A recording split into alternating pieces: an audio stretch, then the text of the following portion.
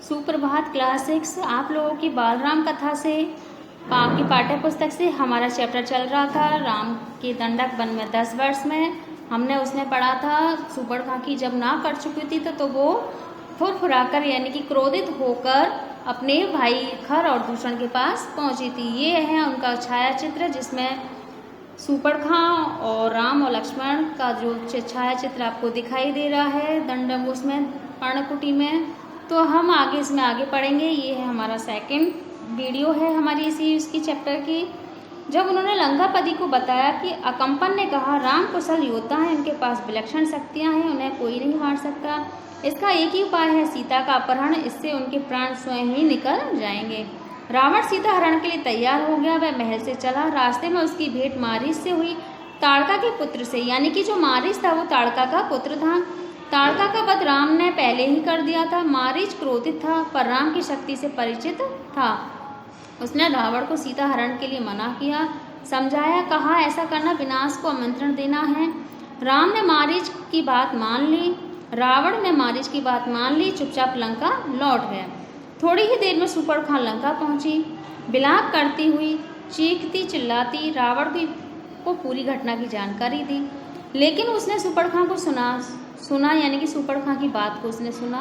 वह रावण को धिक्कार रही थी, फटकार रही थी कि उसके पौरुष को ललकारती हुई सुपर्णखा ने कहा, पौरुष यानी कि उसके बल और शौर्य यानी उसकी शक्तियों को ललकारती उसने कहा, तेरे महाबली होने का क्या लाभ, तेरे रहते मेरी यह दुर्गति, तेरा बल किस दिन के लिए है, तू किसी को मुंह दिखाने लायक नहीं रह गया है।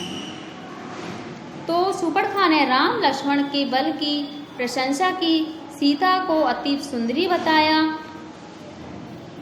कहा कि उस लंका के राजमहल में होना चाहिए। सुपर्णखा बोली, मैं सीता को तुम्हारे लिए लाना चाहती थी।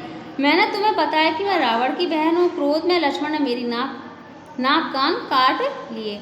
रावण फिर मारीच के पास गया। खर दूषण की मृत्यु से वह कुछ घबराया हुआ था। रावण ने मारीच से मदद मांगी। मारीच चाहता था कि रावण सीता हरण का विचार छोड़ दे। इस बार रावण ने उसकी नहीं सुनी, उसे डांटा और आज्ञा दी, मेरी मदद करो।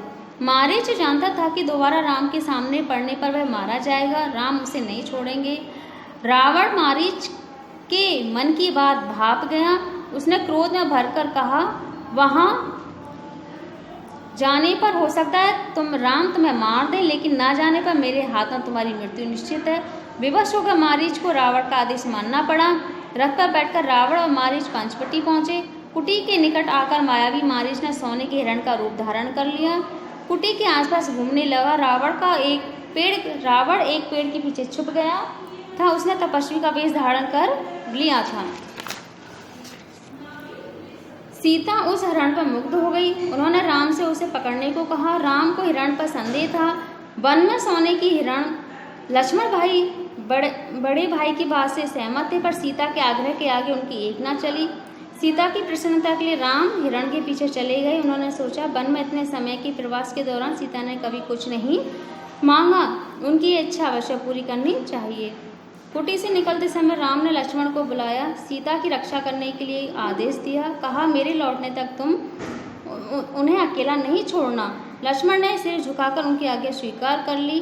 सीता कुटी में थी। लक्ष्मण धनुष लेकर बाहर खड़े हुए थे। अब देखो, हमने यहाँ दंडक वन में 10 वर्ष श्री राम और सीता माता के और लक्ष्मण के उनके चल रहे थे।